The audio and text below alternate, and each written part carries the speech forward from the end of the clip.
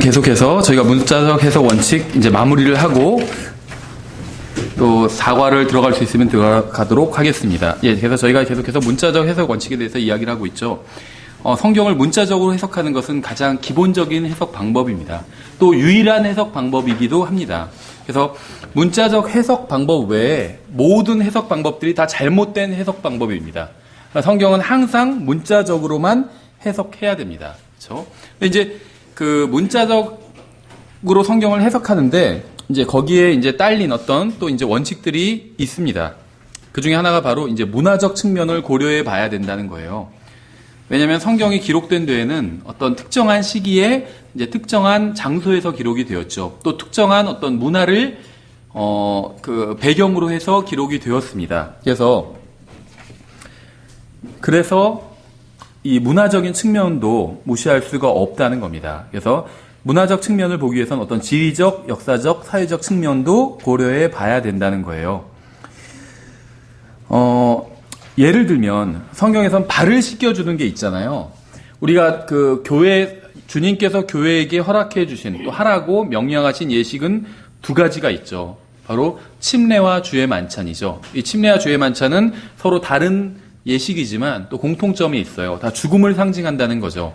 침례는 우리의 죽음, 믿는 사람의 죽음을 상징하고 주의 만찬은 이제 주님의 죽음을 상징합니다.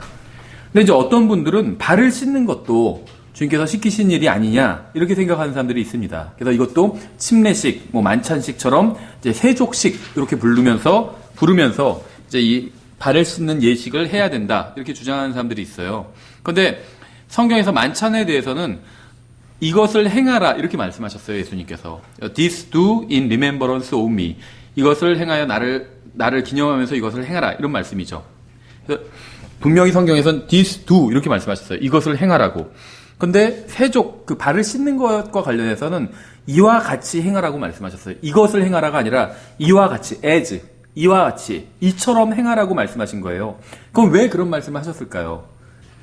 발을 왜 씻어주라고 말씀하셨을까요? 우리는 왜 발을 씻어주지 않을까요? 우리 교회에서는. 왜냐하면 발을 씻어주라는 명령을 하신 적이 없기 때문에. 다만 이와 같이 하라고 이렇게 말씀을 하셨죠. 그럼 그 당시에는 왜 발을 씻어줬냐? 사람의 신체 중 가장 더러운 그 부분이 발이었기 때문이에요. 발. 그렇죠. 발이 성경은 가장 발이 그 당시에는 2000년 전엔 가장 신체 중에 더러운 부분이었습니다. 우리는 양말을 신고 있잖아요. 그렇죠. 웬만해서. 또 신발을 또 신고 있습니다. 완전히 발을 다 감싸는 신발을 신고 있어요. 그래서 우리 발은 일반적으로는 깨끗합니다. 대체적으로. 그렇죠. 그런데 성경 시대의 사람들은 흙먼지가 일어나는 곳에서 샌들을 신고 다녔어요. 그래서 발이 더러울 수밖에 없습니다. 샌들 신고 다니는 사람들 본 적 있으세요? 중동이나 아니면 그 동남아시아에 샌들만 신고 다니잖아요. 발이 까매요. 그럼 정말 발이 더러워요. 그래서 발을 씻어주는 게 상대를 어떤 위에서 어떤 섬기고 배려해주는 그런 표식이 될 수 있다는 거죠. 이 거룩한 입맞춤 같은 것도 마찬가지입니다. 거룩한 입맞춤. 왜 입을 맞췄을까요? 우리는 다른 사람과 인사할 때 어떻게 인사를 하죠? 이제 약간 문화가 다르긴 하지만 우리나라는 기본적으로 서로 그 고개를 숙여서 인사를 하죠. 그 이제 서양에서는 악수를 합니다. 그렇죠. 요즘 우리나라도 악수하는 경우도 있고. 왜 악수를 하죠? 뭐 여러 가지 이유가 있겠지만 악수가 가능한 이유는 손이 기본적으로 깨끗하기 때문이에요. 그렇죠. 저도 뭐 작업하다가 뭐 예를 들면 손이 더러워지면 누가 악수하자고 할 때 거부를 하거든요. 얘기를 하거든요. 지금 손이 더러워서 악수를 할 수가 없다고. 그럼 이제 상대방이 그래도 하자고 하면 하는 거고. 이제 그런데 우리가 기본적으로는 악수를 하는 이유가 손이 깨끗하기 때문입니다. 그렇죠. 상대방의 손도 깨끗할 것이다 이렇게 생각을 하고. 왜냐면 보통 사람들 손에 세균이 많긴 하지만 일반적으로 손이 엄청 지저분하진 않잖아요. 그래서 악수를 한다는 거죠. 우리는 손을 자주 씻을 수가 있기 때문에. 근데 2000년 전에 그 당시에 사람들은 손을 자주 씻을 수가 없었겠죠. 손이 더러운 상태였다는 거예요. 그렇죠. 그럼 다른 방법이 없어요. 그래서 입맞춤을 했다는 겁니다. 서로 볼에 키스하는 그런 입맞춤을 했다는 거예요. 이게 어떤 그 악수를 할 수 없는 상황에서 서로 인사를 나누는 어떤 일단 최대한의 어떤 친근함을 표시하는 최대한의 방법이었다는 거죠. 손이 지저분했기 때문에 악수를 하기가 좋지 않았다는 겁니다. 그렇죠? 뭐 어려운 내용이 아니에요. 여러분이 그 시대에 한번 상상해 보세요. 그 시대에 가서 사람들을 상상해 본다면 별로 악수하고 싶지가 않을 거예요. 사람들의 그 손 상태를 본다면. 그래서 성경에서는 이렇게 거룩한 입맞춤 이런 거에 대해서 말씀하고 있다는 거죠. 이게 문화적인 배경을 가지고 있습니다. 이걸 어떤 문화적인 면을 고려하지 않으면 이게 굉장히 난해 구절이 될 수가 있어요. 정말. 거룩한 입맞춤으로 입맞추라고 하니까 딴 거는 성경 시키는 대로 하지도 않으면서 이런 거는 또 해야 된다. 실제로 킹제임스 성경 바이블 포럼 막 이런 데서 이런 거 갖고 논의하는 사람들을 봤어요. 우리나라 뭐 게시판이나 카페 같은 데서 막 이렇게 사람들이 모여서 논의하는 것처럼 거기서도 그런 주로 포럼의 형태로 이렇게 게시판들이 열리더라고요. 이런 거 갖고 막 핏대 세우는 사람도 봤어요. 예, 그 사람 뭔가 분명히 문제가 있는 거죠. 그래서 실제 하나님의 말씀 문자 그대로 믿는 데선 입을 맞춰야 된다는 거예요. 그 주장을 하고 있더라고요. 이런 문화적인 배경을 전혀 고려하지 않았기 때문에 이상한 주장을 하는 거죠. 여기서 성경을 문자 그대로 믿는다는 건 이런 문화적인 것도 어느 정도 이해를 하고 넘어간다는 거예요. 예수님께서 이 잔을 마시라 그렇게 말씀하셨잖아요. 잔을 마시라고 했어요, 성경에서. 근데 잔을 마실 수가 없잖아요. 잔 안에 있는 내용물을 마시는 거지, 물을 마시고 주스를 마시고 포도 주스를 마시고 이런 거지 잔을 마실 수는 없어요. 그렇죠? 잔을 마시라고 하셨다는 거죠. 그게 문화적인 어떤 배경이 있다는 겁니다. 그렇죠? 우리가 성경을 바르게, 그러니까는 문자적으로 이해하고 또 연구하기 위해선 영적으로 바른 상태에 있어야 됩니다. 그런데 영적으로 바른 상태에 있다고 해서 자동으로 성경을 또 알게 되는 것은 아니라는 거예요. 굉장히 주의하셔야 돼요. 왜 이런 말씀을 드리냐면 당연히 성경을 하나님의 말씀을 제대로 연구하기 위해서 영적으로 깨어있고 바른 상태에 있어야 돼요. 이게 당연하겠죠. 어떤 사람 마음이 심하게 잘못되어 있는데 하나님께서 그 사람에게 어떤 대단한 영적 보화를 보여주진 않으시겠죠. 당연히 영적으로 바른 상태에서 하나님의 말씀을 연구해야 됩니다. 하지만 영적으로 바른 상태에 있다고 해서 그 사람이 연구하는 모든 내용이 다 올바른 교리는 아닐 수 있다는 거예요. 왜 이런 말씀을 드리냐면 실제로 잘못된 교리들은 대부분 경건하고 선한 사람들, 훌륭한 사람들에게서부터 나왔습니다. 잘못된 교리들이. 우리가 로마 카톨릭의 어떤 잘못된 교리들도 실제로 어떤 중세나 아니면 이제 초기 교부 시대에 교부들이 만든 것인 경우들이 많이 있어요. 물론 이제 껍데기는 그렇고 실제 알맹이는 바벨론 종교에서 온 것이지만 어쨌든 간에 그런 껍데기 형식적으로 보이는 것들은 교부들이 만든 것들도 많이 있다는 거죠. 근데 이런 교부들은 겉으로 보면은 경건하고 선한 사람들이었어요. 겉으로 뭐 사악한 어떤 행동을 하고 이런 사람들이 아니었다는 겁니다. 마귀가 그런 사람들을 사용해서 이제 잘못된 교리를 퍼뜨리는 어떤 도구로 사용한다는 거죠. 그래서 하나님의 말씀을 연구하기 위해서 바르게 이해하기 위해서 영적으로 깨어있고 정말 정직하고 올바른 삶을 사는 것도 중요하지만 어떤 사람이 그런 바른 삶을 산다고 해서 그 사람이 가르치는 모든 교리가 자동적으로 바른 교리가 되는 것은 절대 아니라는 겁니다. 성경의 다른 부분과 일치해야지 바른 교리지 올바른 사람이, 훌륭한 사람이 주장한다고 해서 그 교리가 다 바른 교리가 되는 것은 아니라는 거죠. 저희가 나중에 이제 원문 비평 성경에 대해서도 공부를 할 텐데 다른 학기에서 근데 원문평을 공부해 보면 이제 물론 성경은 마귀가 변개시켰죠. 근데 마귀를 제외한 성경 변개의 원흉을 꼽으라고 하면 누구나 다 오리겐을 꼽습니다. 오리겐. 그렇죠. 모든 성경 변개는 물론 마귀가 다 배후에 있지만 마귀를 제외하고 인간을 찾자면 이 성경 변개의 아버지는 오리겐이라고 볼 수가 있어요. 그래서 다른 말로 오리진이다. 그러니까 성경 변개의 오리진이다. 이렇게 부르는데 오리겐이라는 사람이. 근데 이 오리겐이라는 사람을 이렇게 이쪽 킹제임스 성경 진영에서 나온 책들을 보면 어떤 정말 마귀적인 사람으로 이렇게 만화로 이렇게 재밌게 그린 거겠지만 그렇게 표현한 경우들이 있어요. 완전히 무슨 영화에 나오는 미치광이처럼 미치광이가 무슨 큰 도끼 들고 있고 이런 것으로 오리겐을 표현을 합니다. 그런데 실제로 오리겐은 굉장히 경건한 사람이었다고 그래요. 경건한 사람이었다고 그래요. 우리가 나중에 교회에서 공부해보면 얘기할 기회가 있겠지만 경건하고 삶 자체는 어떤 방탕하거나 이런 사람은 절대 아니었습니다. 절제된 삶을 살았던 그런 사람이었어요. 하지만 이 오리겐을 통해서 온갖 잘못 교리들이 대부분 다 나왔거든요. 어거스틴도 마찬가지예요. 어거스틴도 정말 카톨릭이나 개신교에서는 성자로 불릴 정도로 굉장히 훌륭한 사람이었죠. 하지만 이 사람으로 위해서 엄청나게 잘못된 교리들이 많이 나왔어요. 그 로마 카톨릭과 개신교의 어떤 잘못된 교리의 근간이 이런 오리겐, 어거스틴, 제롬 이런 사람들이 다 세운 그런 교리입니다. 그렇죠. 칼빈주의 같은 것도 마찬가지예요. 어거스틴과 제롬으로부터 나온 교리거든요. 이 칼빈주의라는 것이 직접적, 그러니까 칼빈이 체계화시켰고 유행을 시켰지만 그게 이제 기독교의 그 칼빈주의 그러니까 예정론이죠. 예정론을 끌어들인 사람은 그러니까 그 어거스틴과 그런 제롬 같은 사람이에요. 그러니까 이런 사람들이 삶은 굉장히 경건했지만 굉장히 비성경적이고 잘못된 교리를 이제 정립하고 이제 퍼뜨린 사람인 거죠. 그래서 어떤 사람이 선하고 경건하다고 해서 그 사람이 가르치는 모든 것이 진리는 아니라는 겁니다. 그럼 어떤 게 진리인지 아닌지 어떻게 하느냐? 하나님의 말씀으로 비교해 보면 된다는 거예요. 그렇죠? 어떤 사람의 삶이 기준이 되지는 않는다는 겁니다. 그렇죠? 우린 모두 다 육신을 입고 있어요. 그래서 우리 육신은 굉장히 제한적이고 연약합니다.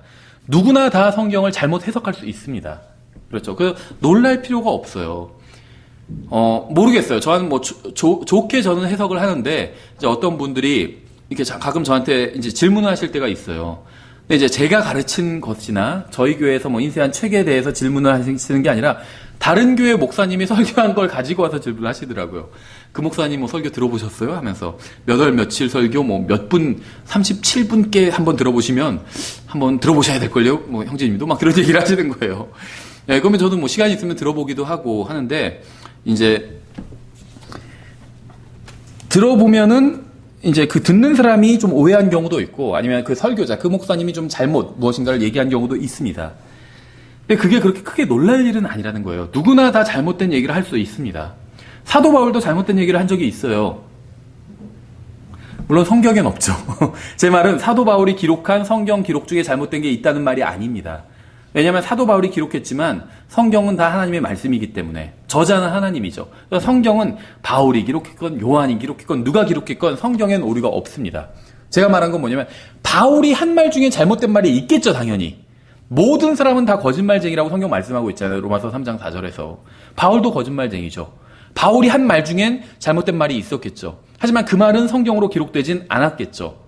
누구나 다 잘못된 말을 할 때가 있어요. 그래서 성경으로 그게 기록되기 전에는 바울이 한 말들이나 쓴 글이 성경으로 기록되기 전에는 바울이 한 말조차도 성도들이 하나님의 말씀, 그 당시에 구약 성경이죠. 구약 성경과 비교해 봤다고 성경은 말씀하고 있잖아요. 데살로니가 교회 성도들이, 베레아 성도들이 비교를 해봤다고 말씀하고 있잖아요. 그 말씀이 정말 그러한가 하고.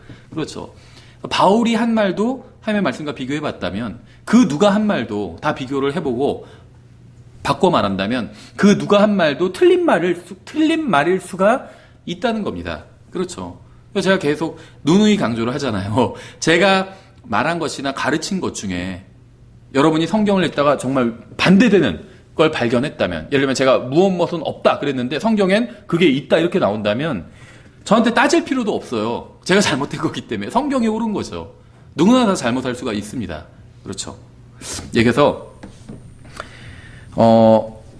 모든 사람들이 다 성경을 잘못 해석할 수가 있어요. 그건 아무리 훌륭한 사람이나 평범한 사람이나 마찬가지라는 겁니다. 그래서 이 문자적 해석이라는 것이 성경을 잘못 해석하는 것으로부터 지켜주는 역할을 해요. 그래서 문자적 성경 해석은 우리를 우리의 부패한 마음과 상상으로부터 지켜주는 것뿐만이 아니라 우리가 적절하지 못한 방법으로 성경을 이용해서 우리의 앞을 가로막는 장애물을 제거하는 잘못으로부터도 우리를 지켜주는 안전지대가 된다는 겁니다. 다시 말하면 우리가 잘못 나가는 것으로부터 우리를 지켜주는 그러한 안전장치 역할을 한다는 겁니다. 그렇죠. 그래서 이 성경을 문자적으로 해석하면 어떤 설교자가 자기의 사리사욕을 채우기 위해서 성경을 이용하는 것도 막을 수 있고, 또 설교자뿐만 아니라 개인도 자기의 어떤 이익을 채우기 위해서 성경을 함부로 인용하는 걸 막을 수 있다는 거예요. 무슨 말이냐면 예를 들면 설교자 중엔 자기가 어떤 생각하는 게 있어요. 예를 들면 뭐 이유는 다 좋죠. 하나님의 사역을 확장하기 위해서 좀 헌금을 많이 걷어야겠다 이렇게 생각할 수 있겠죠. 하나님의 일을 하려면 돈이 많이 필요하니까. 그래서 헌금을 많이 걷기 위해서 예를 들면 성경을 인용해서 성도들을 막 독려할 수가 있겠죠. 여기까지 물론 여기까지도 문제가 있을 수 있겠지만 큰 문제가 없다 쳐도 문제는 뭐냐면 성경을 그 목표를 위해서 성경을 이제 잘못 인용하는 경우들이 있다는 거예요. 전혀 적용되지 않는 구절들을. 그렇죠. 예를 들면 말라기에 나오는 11조에 관한 말씀을 인용하면서 성도들을 협박할 수도 있고. 제가 실제로 예전에 다니던 그 교회도 장로교였고 굉장히 보수적인 교회라는 그런 교회였어요. 뭐 이단, 일반 그 기독교계에서 이단이라고 하는 그런 교회가 아니라 그냥 건전하고 보수적인 교회다 이렇게 평가받는 교회였는데도 저도 지금도 기억이 나요. 3년간 굉장히 열심히 다녔거든요. 그 교회를. 금요철화 같은 것도 특별 집회들도 많이 다니고 그랬는데도 단 한 번도 복음을 전하는 설교는 들어본 적이 없어요. 근데 그 교회가 이제 성도가 굉장히 많았어요.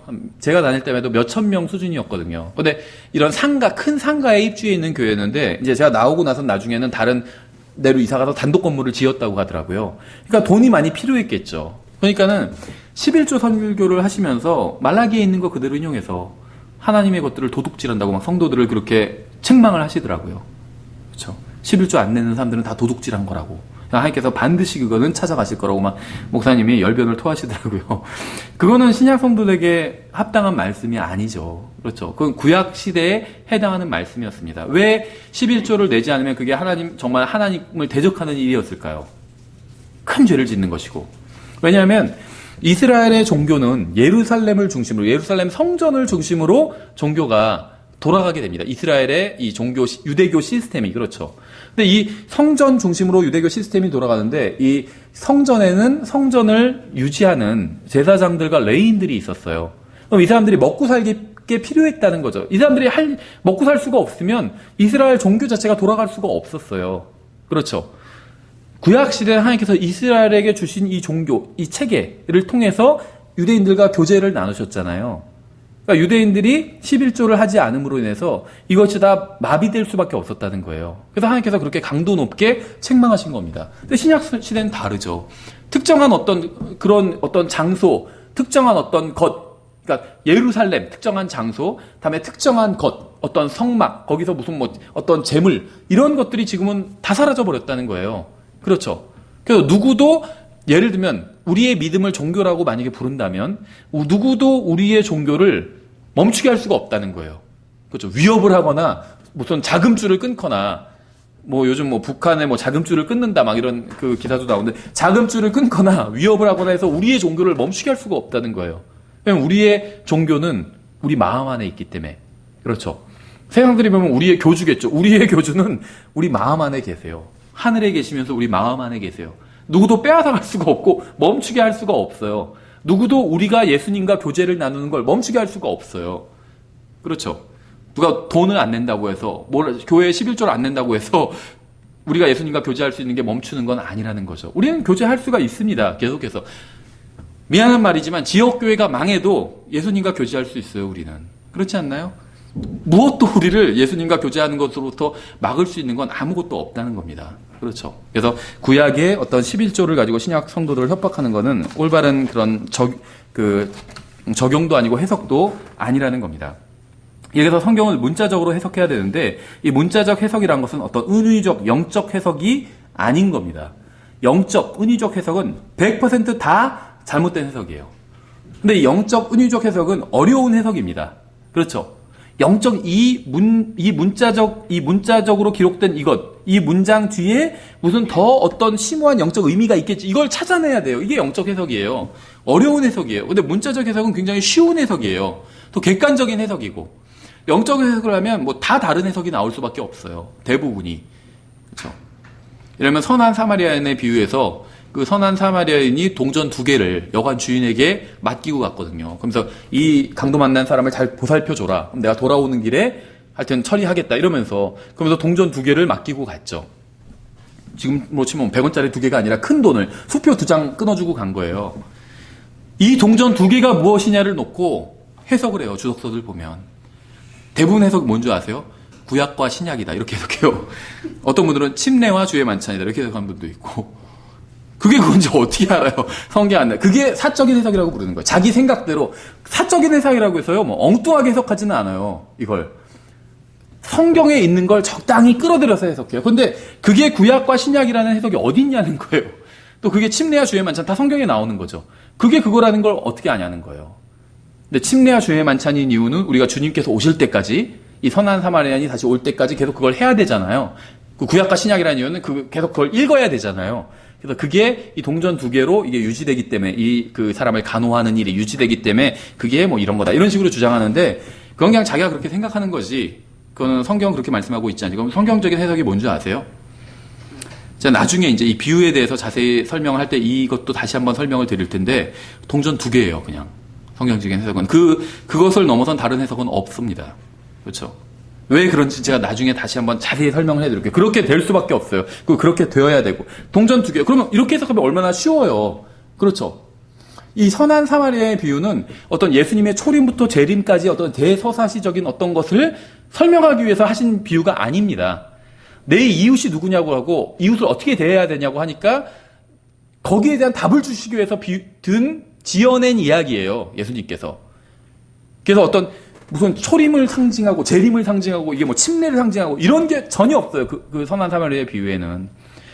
이웃이 누구냐고 물어보세요. 그러니까 어려움을 당한 모든 사람이 네 이웃이다. 이게 대답인 거죠. 선한 사마리아의 비유를 통해서 예수님께서 하신 말씀은. 그럼 어떻게 대해야 되니까 그렇게 너의 모든 걸 다 들여서 정말 도와주고 그러라는 거잖아요. 그렇죠? 어디 급한 일이 있어도 그거 하지 말고 그 사람 먼저 도와주고 나서 또 그 일을 하러 가고 또 다시 돌아와서 그 사람 살펴주고 그렇게 도와주라는 거예요. 그렇죠? 그게 이웃을 사랑하는 거다. 그렇게 말씀하시는 그거 외에 다른 걸 의미하고 있지 않아요. 왜 그런지는 우리가 이제 이 비유를 어떻게 해석하는지를 다루는 과에서 한번 자세히 다루도록 하겠습니다. 어쨌든지 간에 이 성경을 문자적으로 해석하는 것은 가장 쉽고 객관적인 성경 해석 방법입니다. 이 문자적 해석의 적용은 성경은 하나님의 말씀이다라는 어떤 명제로부터 이제 출발을 하는 거예요. 이게 전제예요. 성경은 하나님의 말씀이기 때문에 이걸 있는 그대로 해석해야 된다라는 것이죠. 하나님께서는 사람들에게 생명을 주시고 또 그분의 생명을 받은 사람들이 온전하게 되도록 성경을 주셨습니다. 그렇죠. 그러니까 우리가 받은 생명, 우리는 생명을 두 번 받았죠. 처음에 태어날 때 받은 생명이 있고 또 예수님을 믿을 때 영원한 생명을 받았잖아요.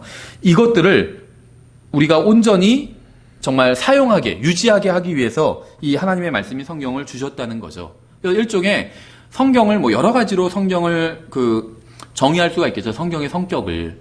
뭐 역사서다 이렇게 얘기할 수도 있고 역사서의 측면도 있죠. 또 예언서다. 그럼 예언적인 측면 아주 많죠. 저는 매뉴얼이라고 생각해요. 매뉴얼. 그렇죠.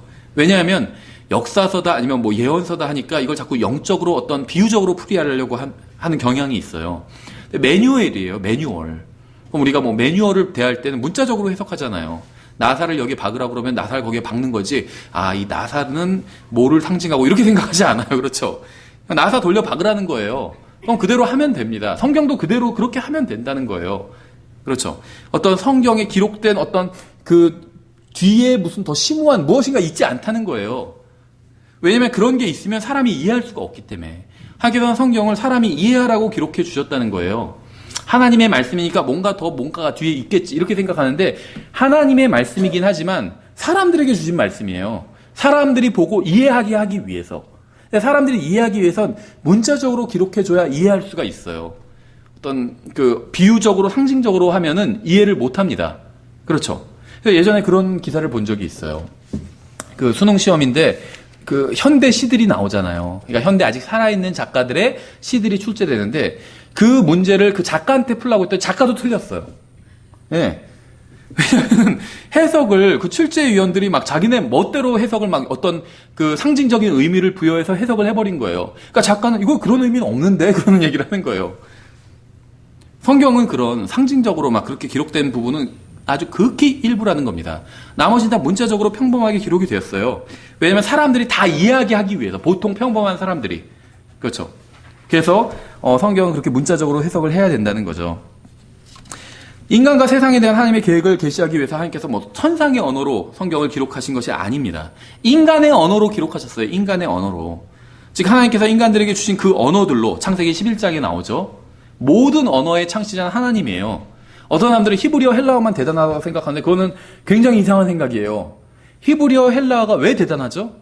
성경이 처음에 그 언어로 기록되었기 때문에 이렇게 주장을 하죠. 물론 그런 의미는 있어요. 그런데 히브리어 헬라어만 하나님께서 만드신 것이 아니라 한국어도 하나님께서 만드셨어요. 한글은 세종대왕이 만들었지만 한국어는 하나님께서 만드셨어요. 세종대왕이 만든 게 아니에요. 그렇죠. 이 문자를 세종대왕이 만들었지 언어는 창세기 11장에 보면 하나님께서 만드셨어요. 그래서 모든 언어는 하나님께서 만드셨습니다. 그래서 이 언어로 하나님이 이 모든 언어의 저자잖아요. 그렇죠. 만든 창작자예요. 그래서 이 언어로 다 하나님과 의사소통이 가능하다는 겁니다. 그렇죠. 예. 그래서 이 언어들을 주신 이유가 사람과 의사소통을 하기 위해서예요. 그래서 또 이 언어들로 하나님께서는 성경을 기록하게 허락해 주셨다는 거죠. 그래서 우리가 이 성경을 통해서 하나님과 의사소통을 할 수 있다는, 하나님의 의사를 충분히 파악할 수 있다는 겁니다. 그렇죠. 성경이 인간의 언어로 기록되어 있는 한 성경이 기록된 단어나 구절은 그 해당 언어의 체계 속에서 해석을 할 수 있습니다. 성경 구절의 의미는 그 구절이 있는 그 문맥 속에서 그 구절이 의미하는 바로 그것이 그 구절의 의미라는 거예요. 무슨 말이냐면 그냥 의미하는 그대로가 그대로라는 거예요. 예루살렘에 갔더라 그러면 무슨 이건 천상의 예루살렘의 상징 이런 게 아니라 그냥 예루살렘에 갔다는 거예요. 그렇죠. 밥을 먹었다고 하면 밥을 먹은 겁니다. 이것은 배부르면 배가 부른 것이고 무슨 다른 영적인 의미가 없어요. 그냥 밥을 먹었다는 거예요. 그렇죠. 성경은 예언의 책입니다. 앞으로 일어날 일들을 알려주는 거예요. 그래서 문자적 해석의 원리는 바로 이 예언들과 관련이 있습니다. 예수 그리스도의 초림에 관해서 구약에서 수많은 구체적 사실들이 예언되어 있죠. 동정녀 탄생, 처녀 탄생, 그다음에 출생지, 베들레헴이라는 거, 그다음에 그의 사역, 그다음에 죽음, 부활, 이 모든 것들이 구체적으로 성경에 예언되어 있고 다 이것이 성취가 되었습니다. 그렇죠. 근데 구약에는 초림에 대한 예언의 2배 이상의 재림에 대한 예언이 있어요. 그렇죠. 그래서 보통 성경에 나온 예언이, 예수님에 대한 예언이 800개 정도 된다. 이렇게 봅니다. 구약 성경의 예언이. 그 중에서 초림에 관한 예언이 한 250개 정도 된다. 이렇게 얘기를 합니다. 그래서 800개 중에 한 250개 정도가 성취가 되었다. 나머지 500개 이상이 아직 성취가 되지 않은 거죠. 재림에 관한 예언이고. 그런데 구약에는 초림과 재림이 명확하게 구분되어 있지 않은 경우도 있죠. 근데 문제는 뭐냐면 초림은 문자적으로 해석하고 재림은 영적 은유적으로 해석한다면 이거는 그 구약 성경에 나온 구절들을 아무런 기준도 없이 해석하는 게 되어버린다는 거죠. 무슨 말이냐면 한 구절 안에서 전반부는 초림이고 후반부는 재림을 의미하는, 그러니까 예언하는 이런 구절들이 있다는 거예요. 근데 초림에 대한 예언은 모든 교단에서 다 문자적으로 해석해요. 그렇죠. 그렇게 해석할 수밖에 없어요. 성경이 그렇게 해석을 해놓고 있기 때문에. 구약 성경에 나온 초림에 대한 예언이 다 복음서에서 다 성취가 되었잖아요. 그럼 복음서에서는 그것을 문자적으로 다 성취를 하고 있잖아요. 그렇죠. 어디서 태어나셨더라 그럼 진짜 거기서 태어나신 거예요. 베들레헴에서. 베들레헴이 상징하는 건 뭐고 이런 거 없어요. 그냥 베들레헴에서 태어나신다고 하면 베들레헴에서 태어나신 겁니다. 그렇죠.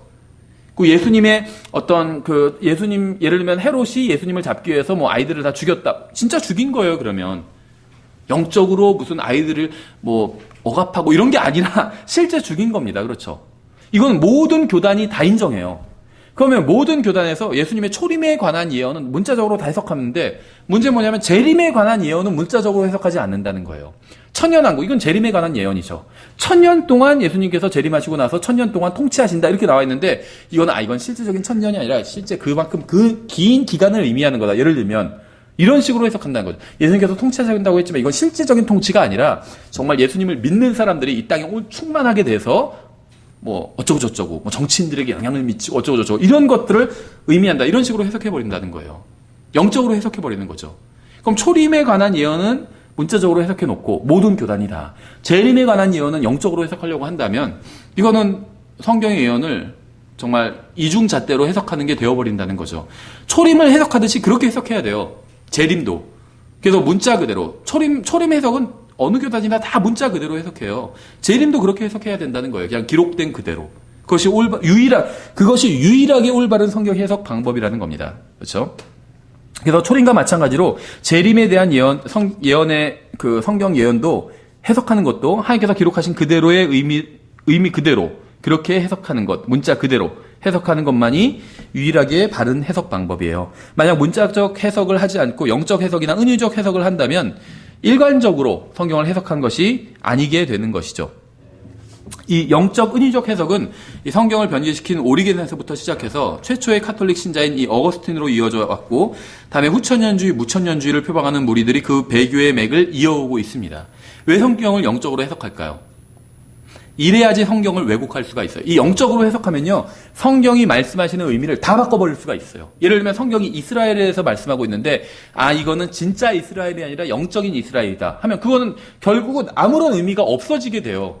이스라엘에게 말씀하고 있는데 이건 이스라엘에게 결론적으로 이게 영적인 이스라엘에게 하시는 말씀이다. 이 말을 뒤집어 보면 이스라엘에게 하시는 말씀이 아니다가 되잖아요. 그럼 성경의 모든 말씀을 다 바꿔버릴 수 있다는 거예요. 이스라엘에게 하시는 말씀이지만 이스라엘에게 하시는 말씀이 아니다. 이렇게 하면 다 바뀔 수 있다는 거죠. 그래서 그 영적 은유적 해석은 이 오리겐에서부터 시작됐어요. 그리고 이제 어거스틴으로 이어졌고, 이제 카톨릭이 이어받았고, 카톨릭에서 나온 개신교가 그대로 이것을 간직하고 있는 것이죠. 성경을 진실하게 믿었던 사람들은 이 영적으로 성경을 해석했던 적이 한 번도 없습니다. 성경을 영적으로 해석하면 다 구원받지 못했다. 이런 말은 아닙니다. 카톨릭, 개신교, 심지어 카톨릭에서도 구원받은 사람이 있어요. 예수님만 믿으면 구원받기 때문에. 구원받고 나서 믿음을 잃고 카톨릭에 갔을 수도 있죠. 예. 그래서 그 영적 해석하면 다 구원받지 못했다는 말이 아니라 이 영적으로 성경을 해석하는 방법 자체가 굉장히 사악한 불순한 의도에 의해서 생겨난 그러한 해석 방법이라는 겁니다. 왜냐하면 구약 성경에 보면 그 하나님께서는 이스라엘 백성들에게 물질적인 축복에 대해서 엄청난 물질적인 복에 대해서 약속을 해주시고 계세요. 그렇죠. 그러니까 이게 시샘이 일어난 거예요. 생각해 보세요. 영적인 복과 물질적인 복이 있어요. 그럼 뭐가 더 좋은 건가요? 솔직히. 그렇죠. 정답은 알아요. 영적인 복이 더 좋은 거다. 그런데 솔직히 물질적인 복이 더 좋지 않나요? 생각해 보세요. 10억짜리 로또에 당첨되게 해준다와 10억 원어치의 영적인 복을 준다와 어느 게 더 좋으세요? 10억 원어치의 돈을 준다와 10억 원어치의 영적인 복을 준다와 선택하라고 그러면, 지금 선택하면 바로 주겠다 그러면, 솔직히 저부터도 10억 원을 달라고 할 것 같아요. 일단 그렇지 않나요? 사람 마음 다 똑같아요. 가만히 보니까 구약 성경에서 엄청난 물질적인 복에 대해서 말씀하고 있으면서 이거를 유대인들에게 주신다고 말씀하고 있는 거예요. 이걸 근데 뺏을 수가 없잖아요. 물론 뺏을 수가 있죠. 그래서 이제 과거에 많은 그 국가들이 유대인을 박해했던 겁니다. 이 복을 뺏기 위해서. 근데 이제 뺏고 나서 정당화해야 되잖아요. 자기들이 뺏긴 뺏었는데 정당화하기 위해서 이걸 이제 영적으로 해석하기 시작한 거예요. 이거는 실제 유대인들이 아니라 영적 유대인들에게 주신 것이다. 근데 그렇게 주장하기 위해서는 어떻게 해야 되냐면 성경이 하나님의 말씀이기 때문에 이게 틀릴 수는 없죠. 이게 성취가 돼야 돼요. 그건 다 알고 있어요. 모든 사람들이. 그렇다면 이게 성취가 돼야 되는데 유대인들에게 주신다고 했잖아요. 이 엄청난 부를. 그러면 유대인들을 죽여버리면 되잖아요. 그러면은 유대인들에게 주실 수가 없죠. 근데 하나님 말씀은 성취돼야 되죠. 그러면 이게 문자적인 유대인이 아니라 영적 유대인을 의미하는 거다. 영적 유대인은 누구냐? 하나님을 아주 잘 믿는 우리들이다. 이렇게 주장할 수가 있는 거죠. 그래서 구약 성경에 나온 그 물질에 관한 그 예언을 자기들에게 적용하기 위해서 그래서 유대인들을 박해했던 거예요. 다른 이유가 아니에요. 무슨 히틀러가 무슨 어렸을 때 무슨 유대인 집주인한테 무슨 굉장히 모욕을 당하고 그래서 히틀러가 유대인들을 죽였고 아니에요. 물론 그랬을 수도 있겠지만 그건 진짜 이유가 아니에요. 히틀러는 로마 카톨릭 신자였잖아요. 히틀러는 로마 카톨릭으로 신자였지만 한 번도 파문당한 적이 없어요. 유대인들을 제거하는 600만 명 이상의 유대인들을 제거했는데, 그렇죠. 오히려 로마 카톨릭의 교리를 도와준 거죠. 히틀러가 유대인들을 제거함으로 인해서 유대인들에 대한 그 축복을 로마 카톨릭이 영적으로 적용해서 자신들에게 갖고 올 수 있었으니까, 그런 해석을 정당할 수 있었으니까 그 당시에는. 그래서 성경의 그 예언은 재림의 성경에 우리가 예언이라고 그러면 지금 다 이제 재림에 관한 예언이라고 보시면 됩니다. 왜냐하면 초림에 관한 예언은 다 성취가 되었어요, 이미. 그렇죠. 그래서 과거에 성취가 되었기 때문에 이제 예언이라고 하면 앞으로 성취될 예언에 대해서 말씀하는 거고 대부분은 다 재림에 포커스가 맞춰져 있죠. 그래서 이 성경에 대한 예언, 재림에 대한 예언도 초림과 마찬가지로 그렇게 문자적으로 해석을 해야 된다는 겁니다. 그래야지 이제 일관된 그런 해석을 할 수 있다는 거죠. 문자적 해석은 어느 한 부분만이 아니라 성경 전체를 문자적으로 해석해야 돼요. 그래서 구약에 게시된 예언에 관한 관해서 부분적으로는 문자적 해석을 하고 부분적으로 영적 해석을 하는 것은 잘못된 주장입니다. 다 문자적으로 해석해야 됩니다. 그런데 이제 주의할 게 무엇이냐면 문자적이라고 해서 문자적이란 말이 영어로는 literal이잖아요. 문자적이란 말이 이 글자적이라는 의미는 아닙니다. 이 문자적 해석을 하면서 구절의 전후 관계 속에서 의미를 파악하는 것이 굉장히 중요해요. 그래서 문자적 해석은 논리적이고 객관적 기준을 제공할 수 있는 유일한 해석 방법이에요. 문자적으로 해석하면 다 같은 해석을 하게 된다는 겁니다.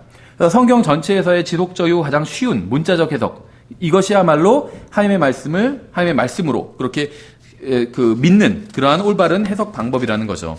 그럼 성경을 문자 그대로 받아들이지 않고 비유적으로 해석하는 것은 여러 가지 이유가 있어요.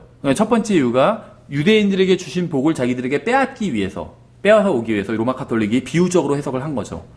그러면 이제 개신교는 그렇진 않잖아요. 로마 카톨릭은 실제로 유대인들을 박해했거든요. 근데 개신교도 성경을 영적으로 해석하잖아요. 근데 개신교가 실제로 유대인들 박해한 적이 역사적으로 보면 뭐 몇 번 있겠지만 대부분은 없어요. 로마 카톨릭처럼 대규모적으로 유대인들을 박해한 적은 없습니다. 개신교는. 뭐 아주 그 작은 예들은 있을지 몰라도 저도 잘 모르겠지만 그 로마 카톨릭처럼 대규모로 그렇게 그 유럽 전역에서 유대인들을 박해한 적은 없어요. 그런데도 불구하고 개신교에서도 성경을 영적으로 해석하죠. 왜 그런 걸까요? 이 사람들은 어떤 그 유대인들에게 주신 복을 뺏어오기 위해서 그렇게 해석하는 것은 아닌 경우들이 많이 있어요. 그럼 그럼에도 불구하고 왜 영적으로 해석할까요? 이거는 불신 때문이에요. 불신. 하나님의 말씀을 믿지 못하기 때문에. 그러니까 표적과 기적을 믿지 못하기 때문에 문자적으로 해석하지 못하는 겁니다. 5,000명을 먹이셨다고? 그러니까 어떻게 5,000명을 먹이실 수, 이건 말이 안 돼. 그렇죠? 5병2호, 빵 5개와 물고기 2마리로 어떻게 5,000명이 먹어요? 그러니까는 이걸 이제 영적으로 해석한 거예요. 실제 그렇게 하신 것은 아니고, 어린아이가 정말 자기 도시락을 희생하니까 완악한 어른들이 도시락 다 감추고 있다가 꺼내기 시작한 거다. 이거예요. 그렇죠? 그러니까 이거는 성경을 문자적으로 해석한 게 아니죠. 그냥 영적으로 해석한 거예요. 그러니까 하나님의 말씀에 대한 불신 때문에 성경을 영적으로 해석하는 겁니다. 잘못된 해석이죠, 물론. 근데 이런 불신은 사실 말도 안 되는 불신이에요. 왜냐면 이런 걸 못 믿을 예수님이 어떻게 무리를 걸어오셔. 그냥 아마도 뭐 어떻게 보니까 얕은 물가에서 무리를 걸어오시는 것처럼 보였을 것이다. 막 이런 식으로 해석하는 사람들이 있어요. 예수님의 기적을 인정하지 못하고. 그래서 지금 그 배에 타고 있었던 사람들은 어부잖아요. 물에 대해서 무지한 사람들이 아니었거든요. 예. 근데 이거는 완전히 모순인 게, 저는 그러려면 하나님 못하러 믿어요. 그렇죠. 하나님께서 이 무리를 걸어왔다. 뭐 물고기 2마리로 사람들을 배불리게 먹이셨다. 이걸 못 믿을 거면 천지를 창조하셨다는 건 어떻게 믿어요? 그렇죠. 그러니까 이거는 괜한 걱정이고 불신이라는 거죠. 성경을 문자적으로 해석해야 된다고 제가 계속 강조를 했는데, 이게 뭐 영적으로 적용하는 걸 금지하는 건 아닙니다. 영적 해석은 잘못된 거지만 영적 적용은 바른 거예요. 그래서 해석은 문자적 해석 단 하나밖에 없는데 적용은 다양하게 적용할 수가 있습니다. 3가지로 적용할 수가 있어요. 그래서 성경은 역사적, 교리적, 영적으로 적용할 수가 있습니다. 실질적으로 대부분의 본문이 이렇게 3가지로 적용이 됩니다. 그렇죠. 역사적이란 건 말 그대로 역사적, 그 과거에 있었던 그 역사적으로 풀어나가는 것이고, 교리적이란 말을 다른 말로 하면 예언적이에요. 그래서 성경 각 구절이 가르치는 교리가 있다는 거예요. 그래서 교리적으로 적용할 수가 있고, 또 이제 영적 적용은 우리의 삶에 적용하는 것과 관련된 것이죠. 그래서 3가지로 적용을 할 수가 있습니다. 먼저 성경의 구절은 그 구절이 기록된 역사적인 고유한 위치가 있어요. 성경 기본적으로 예언의 책이지만 지나간 역사를 기록한 역사책이기도 하죠. 그래서 이 세상의 역사책들은 대부분의 경우에 승자의 기록이죠. 그 오류가 있어요. 근데 성경은 이 세상에서의 오류가 없는 유일한 역사책입니다. 그렇죠. 성경에는 그 기록자의 죄도 예외 없이 기록되어 있기 때문에 이거는 어떤 인간적인 견해가 배제된 책이라는 사실을 입증하는 거죠. 그래서 아마 정치적으로는 싫어하는 분들도 있겠지만, 이 유시민이라는 사람이 있죠. 이분이 굉장히 똑똑한 사람이에요. 뭐 정치적으로 싫어할 수도 있고 지지할 수도 있고, 그거는 각자 개인의 자유지만, 이분이 원래는 정치에 입문하기 전에 어떤 그 책들을 많이 썼었어요. 그래서 베스트셀러 작가고, 지금도 이 사람의 책들이 잘 팔리는 것들이 있는데, 거꾸로 읽는 세계사, 이게 이 사람 책 중에 가장 잘 팔리는 책이에요. 그 다음에 이제 내 머리로 이해하는 역사 이야기, 이런 책이 있는데, 거기서 이런 얘기를 해요. 가장 못난 역사책은 교과서다, 이런 얘기를 해요. 교과서. 우리는 보통 역사책 공부할 때 교과서를 좋다고 생각하는데, 교과서가 가장 못난 역사서라고 이렇게 불러요. 왜냐하면 교과서는 정부의 허가를, 어떤 검정을 통과해야 되잖아요. 그러면은 그 정권을 잡은 사람의 눈치를 볼 수밖에 없다는 거예요. 정권이 바뀔 때마다 교과서가 약간 바뀌기도 하고, 그렇죠. 역사가 바뀐 건 아니잖아요. 교과서가 바뀐 거예요. 교과서가 정권의 눈치를 보면서. 근데 대부분의 역사서는 다 승자의 기록입니다. 승자한테 굉장히 유리하게 기록이 되어 있어요. 그 패자에 대해서는 막 굉장히 정말 신랄한 비평을 하고 있고 정말 어떤 그 사람의 존재가 인간 쓰레기인 것처럼 그렇게 묘사를 하고 있고 그렇죠. 근데 성경은 그렇지 않다는 거예요. 왕들에 대해서 기록하면서도 이스라엘에서 가장 위대한 사람 두 명을 꼽으려면 아브라함과 다윗이잖아요. 근데 둘의 치부가 고스란히 성경에 기록되어 있다는 거죠. 그렇죠. 아브라함이 어떻게 자기 부인을 팔아먹고 혼자 도망가려고 했는지가 상세하게 기록되어 있잖아요. 다윗은 또 얼마나 파람치한 짓을 했는지가 정말 너무나도 충직한 부하, 그것도 부하가 보통 부하가 아니라 굉장히 충성스러운 부하예요. 그렇죠. 주제는 아니지만 우리아와 관련해서 굉장히 다윗이 갖고 있던 그 관점, 다윗이 얼마나 사악한 짓을 했는지가 성령님의 묘사를 통해서 드러나요. 성경 기록은 성령님께서 저자니까 성경 뭐라고 계속 기록하고 있냐면 다윗이 우리아의 아내에게서 솔로몬을 낳고 이런 식으로 기록하고 있어요. 우리아님이 죽었잖아요. 그리고 나서도 계속 우리아의 아내라고 부르고 있어요. 그런데 우리가 지난주에 공부했죠. 혼인이 해소되는 가장 첫 번째 방법이 배우자의 죽음이에요. 죽으면 혼인 당연히 해소돼요. 그렇죠. 사이가 좋았건 좋지 않았건 해소가 됩니다. 그런데 성경은 우리아 죽었는데도 우리아의 아내였던 그렇게 표현하고 있다는 거예요. 그렇죠. 그러니까 다윗이 나중에 그걸 볼 때마다 얼마나 찔리겠어요. 자기가 했던 짓을 생각한다면. 그래서 성경은 역사적으로 적용할 수가 있습니다. 그래서 성경 구절을 우리가 읽으면 그게 역사적인 일단 그 틀이 있어요. 그 구절이 기록된 역사적 배경이 있다는 거죠. 그걸 먼저 좀 생각해 봐야 된다는 겁니다. 그 다음에 이제 이 구절이 그렇지만 그 역사를 뛰어넘어서 교리적으로 예언적으로 의미하는 바가 분명히 있어요. 그 다음엔 이것이 또 지금 이 시대를 살고 있는 나와도 관련이 있는 말씀이라는 겁니다. 유익을 준다는 거예요. 나에게 직접적으로 하시는 말씀은 아니지만 나에게 큰 유익을 주는 말씀이라는 겁니다. 그게 이제 영적 적용이에요. 그래서 성경을 문자적으로만 해석하면서 역사적 교리적으로만 적용을 하면 성경이 무미건조한 책이 돼요. 다윗이 나와 무슨 상관이 있어요? 다윗에 관한 말씀들은 나와 하나도 상관없어요. 근데 영적으로는 나에게 큰 경고를 주잖아요. 그렇죠? 다윗에 관한 말씀이. 이게 영적 적용이에요. 내가 정말 하나님 앞에서 이런 죄를 저지르면 안 되겠구나. 다윗과 같은 사람도 이런 죄를 저지르는구나. 내가 자신할 게 아니구나.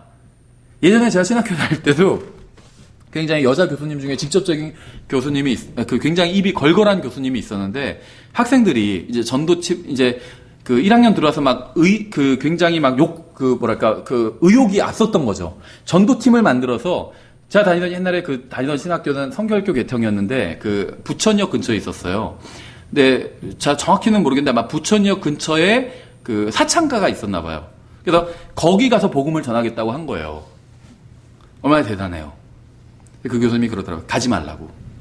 너희들 가가지고 유혹 안 당하면 다행이지, 그냥 니네 주변에 있는 사람들한테 다 복음 전하라고. 괜히 거기 가서 얼쩡거리지 말고 그랬는데, 지금 생각하면 아주 좋은 조언이었던 것 같아요. 그렇지 않나요? 예, 젊은 형제들이 충분히 유혹을 당할 수가 있죠. 오히려 복음 전하러 갔다가 자기들이 전도당할 수가 있죠, 거기에. 그래가지고, 다윗의 그런 경우를 보면서 다윗과 같은 사람도 무너졌어요. 나도 언제든지 무너질 수 있는 거. 이상한 일이 아니에요. 누구누구 목사님이, 제가 지난번에 말씀드렸죠. 킹제임스 성경 믿고 책도 쓰고 그 사람 책도 번역된 책도 있어요. 그런 분인데, 자기 아내 버려두고 다른 여자랑 보험 팔러 온 여자랑 바람나서 도망가 버렸어요. 그래서 그 교회가 목사님이 그냥 하루아침에 도망가 버린 거예요. 어떻게 됐겠어요, 그 교회가. 지금은 이제 다른 사역자가 왔다고 그렇게 들었는데 다 무너질 수 있어요. 그게 특별한 일이 아니에요. 저 사람 굉장히 나쁜 놈이었나 보다 이렇게 생각할 게 아니라는 거죠. 똑같은 사람이었어. 다윗도 무너졌는데 다윗이 다 거짓된 사람은 아니었잖아요. 진실한 사람이었잖아요. 무너질 수 있다는 거죠. 누구나 다 무너질 수가 있어요. 그래서 그걸 내가 적용할 수 있다는 거죠. 그래서 나도 조심해야겠다. 정말 죄악된 건 내가 쳐다도 안 봐야겠다. 이렇게 자기한테 적용할 수 있다는 거죠. 그럼 큰 유익을 얻을 수 있죠. 사무엘기 상하 기록을 읽으면서 큰 유익을 얻을 수 있다는 거죠. 그렇죠? 여기서 성경은 어떤 다 특정한 역사적 배경을 가지고 기록이 되었습니다. 식당이나 가게 가면 가장 많이 볼 수 있는 성경 구절 뭔지 아세요? 예, 욥기 8장 7절이죠. 비록 내 시작은 작을지라도 내 마지막 끝은 심히 크게 되리라. 개혁성경 이렇게 돼. 내 시작은 미약하였으나 내 나중은 심히 창대하리라. 그렇죠. 교회 다니는 분이 가게를 열면 딱 이 구절에 적혀 있는 액자 많이 선물해요. 그렇죠. 이거 아니면 뭐 내가 너에게 복을 주고 복을 주면 막 이런 아브라함에게 하신 말씀 이런 거. 근데 문제가 뭐죠? 시작이 미약하긴 한데 끝이 별로 창대해지지 않는다는 게 문제죠. 그렇지 않나요? 어떤 경우는 오히려 반대인 경우도 있어요. 시작이 창대한데 개업은 막 창대하게 했는데 끝이 미약한 경우도 있어요. 저희 가게도 그랬어요. 예전에 어머니가 하시는 가게가 50평으로 시작해서 25평으로 끝나고 가게 팔고 끝났어요. 예. 뭐가 문제일까요? 하나님의 말씀이 성경에 문제가 없어요. 그렇죠. 이 욥기 8장 7절 하나님의 말씀이죠. 이 자체엔 문제가 없습니다. 문제는 자신에게 해당하는 구절이 아닌데 적용한다는 거예요. 그렇죠. 그래서 그 가게에 해당하는, 그러니까 가게, 자기가 어떤 영업점이 있어요. 가게가 있어요. 거기에 성경 구절 걸어두고 싶다. 그거 자체가 잘못된 건 아닙니다. 그렇죠. 걸어두지 않는 것보다 하나님 말씀 걸어두는 게 훨씬 좋죠. 문제는 뭐냐면 해당되는 구절을 적어야 돼요. 욥기 8장 7절은 아무에게도 해당되지 않습니다. 신약 시대에 사는, 이 시대에 사는 누구에게도 해당되지 않는 말씀이에요. 어떤 게 해당되는지 아세요? 뭐 로마서 3장 10절, 23절, 히브리서 9장 27절 이런 거예요. 그래서 그 제칼스 목사님이라고 지금은 이제 주님께로 가셨는데 미국에서 주일학교 중에 이분 교회 주일학교가 가장 큰 그러한 주일학교였어요. 그 정도로 굉장히 미국에서는 큰 그 교회인데 뭐 대학교도 있고 교회 내 초, 중, 고, 유치원, 대학교까지 다 있는 굉장히 큰 교회였는데 이제 기본적으로 킹제임스 성경으로 사역하는 그런 교회였어요. 이 목사님도 킹제임스 성경 믿는 목사님이고. 그런데 굉장히 교회가 크니까 막 사람들이 개업할 때 개업 예배 드려달라 뭐 해달라 막 많이 욕을 하잖아요. 근데 개업 예배라는 게 성경에 있나요? 개업 예배가? 그런 거 없어요. 그렇죠. 이분도 그런 게 없다는 건 압니다. 성경 없다는 거. 근데 그런 모든 그 기회를 복음을 전할 기회로 사용을 해요. 그래서 개업 예배 드려달라면 가요. 개업 예배를 시작해요. 무슨 메시지 전하는지 아세요? 복음 메시지잖아요. 복음 메시지. 개업 예배 드리면 옆에 가게에서도 오고 하잖아요. 복음 전해요. 구절 걸어달라고 하면 뭐 주냐면 주로 히브리서 9장 27절 줘요. 한 번 죽는 것은 사람들에게 정하신 것이고 그 뒤에는 심판이 있나니. 이거 붙여줘요. 특히 그래요. 하나님께서 저에게 주시는 말씀 없나요? 지금 형제님한테 아주 정확하게 주시는 정확한 말씀이 있다고. 제 마음에 이 말씀을 주라고 하나님께서 그렇게 알려주신 말씀이 있다고 해놓고 히브리서 9장 27절 이런 거 줘요. 이거 걸어놓는 거예요, 가게에. 그럼 복음 전하기 좋잖아요. 들어온 사람마다 저게 뭐예요? 하면 복음 전할 수가 있잖아요. 그렇죠. 그래서 성경은 이렇게 뭐 욥기 8장 7절 이런 거는 우리에게 해당하는 말씀이 아니에요. 이거는 다른 사람이 다른 사람에게 하는 이야기지 하나님께서 우리들에게 들으라고 하시는 말씀은 아니라는 거죠. 그러니까 욥기의 대부분이 그래요. 욥기에 나와 있는 대부분의 구절 다 하나님의 말씀이긴 하지만 어떤 다른 사람이 다른 사람에게 하는 말씀이지. 그렇죠. 또 하나님에 대한 일반적인 진술을 하고 있지. 우리의 개개인에게 적용할 수 있는 그런 구절들은 아니라는 겁니다. 영적으로 적용하는 건 좋아요. 처음에 영적으로 어린 상태로 출발했지만 영적으로 나중에는 성장할 수 있잖아요. 그렇죠. 영적으로 적용하는 건 전혀 문제가 없어요. 근데 이걸 물질적으로 적용하면 문제가 생기는 거예요. 처음에 매출이 적었지만 나중에는 내가 교회 열심히 다니고 헌금도 열심히 하니까 매출이 많이 늘어나겠지. 이렇게 적용할 수 없다는 거예요. 헌금 많이 하고 교회 열심히 다니지만 매출은 줄어들 수 있어요. 네, 분명히. 그건 전혀 관계가 없습니다. 교회 열심히 안 다녀도 매출 늘어날 수가 있어요. 왜 그런 줄 아세요? 하나님의 말씀의 법칙에 의해서 그래요. 어떤 법칙인지 아세요? 시작은 미약하였으나 이런 게 아니에요. 11조를 뭐 하면 뭐 내가 네 곳간을 뭐 채울 곳이 없도록 부어주리라 이런 말씀이 아니라 심은 대로 거두리라는 말씀이에요. 심은 대로 거두리라. 일본이 지금은 이제 세계 경제에서 많이 삐끗하지만 한때 잘 살았잖아요. 근데 이 사람들 하나님 믿는 사람들이 아니잖아요. 그러니까 어떤 사람들 항상 이런 얘기했어요. 하나님 믿는 민족은 잘 되고 그래서 경제적으로도 호황을 누리고 안 믿는 민족들은 다 망했다 이런 얘기를 하는데 안 그런 예는 너무 많아요. 그렇죠. 일본은 안 그렇잖아요. 하나님 안 믿지만 국가적으로는 굉장히 부강한 국가잖아요. 세계 경제 정말 순위권을 달리고 있는 세 손가락 안에 드는 그런 경제 규모를 가지고 있잖아요. 이 사람들이 하나님의 말씀의 법칙에 충실했기 때문에 그런 거예요. 심은 대로 거뒀잖아요. 열심히 일했잖아요. 예, 마찬가지라는 거죠. 그래서 우리가 어떤 내 수입과 관련된 건 무슨 시작은 미약하으나 이런 건 전혀 관련이 없는 구절이고 심은 대로 거두리라는 그런 구절이 오히려 나의 수입과 관련인 거예요. 열심히 일하고 하면 더 수입은 늘어나겠죠. 열심히 일해도 무슨 뭐 부자가 될 수 없을 수도 있겠죠. 뭐 빌딩을 소유할 수 없을 수는 있어도 수입은 늘어나요. 그렇죠. 심은 대로 거두게는 됩니다. 대부분은. 그렇죠. 예. 그래서 성경은 일단 역사적으로 해석을 해야 됩니다. 욥기 8장 7절은 나와 전혀 역사적으로 관련이 없어요. 나에게 하시는 말씀이 아닙니다. 이건 나에게 역사적으로 나에게 이 말씀을 적용할 수가 없다는 거예요. 역사적으로는. 그럼 나에게 어떻게 적용하느냐? 영적으로는 적용할 수 있어요. 나의 영적인 상태가 지금은 작지만 나중에는 영적으로 정말 잘 자라나면, 하나님의 말씀을 잘 먹고 잘 자라면 영적으로 커질 수 있다. 이렇게 적용할 수는 있겠죠. 그건 전혀 무리가 없어요. 그래서 성경을 모든 구절을 자기에게 영적으로 적용하는 건 문제가 전혀 없습니다. 빛이 있으라 하신 말씀도 영적으로 적용할 수는 있어요. 그렇죠. 창세기 1장에 나오는 빛이 있으라 하신 말씀. 하나님의 말씀을 내가 읽으면 나의 마음에 빛이 있잖아요. 영적으로 적용한 거예요. 근데 실제적인 빛이, 예를 들면 불이 깜깜하고 전기가 나는데 빛이 있으라 하니까 불이 켜지고 이러지는 않는다는 겁니다. 그건 전혀 관계가 없어요. 그건 창세기 그 처음에 하나님께서 빛이 없을 때 그렇게 빛을 창조하신 거. 그건 역사적으로 그때만 해당되는, 처음에 창조하실 때에만 해당되는 그 말씀이지 지금 나와는 전혀 관련이 없는 말씀이라는 거죠. 그래서 성경은 문자적으로 해석을 하지만 적용은 역사적, 교리적, 그다음에 영적 적용을 할 수 있다는 겁니다. 그래서 우리가 역사적에 대해서 지금 좀 살펴봤는데 다음 시간에 이제 교리적 적용에 대해서 살펴보고 또 영적 적용에 대해서도 살펴보고 그 실제적인 구절을 예를 들어서 저희가 몇 구절, 한 두 구절 정도, 두 문맥을 한번 세 가지로 적용을 이렇게 역사적, 교리적, 영적 적용을 한번 해보고 그다음에 4과 점진적 계시의 원칙을 들어가도록 하겠습니다. 예, 수고하셨습니다.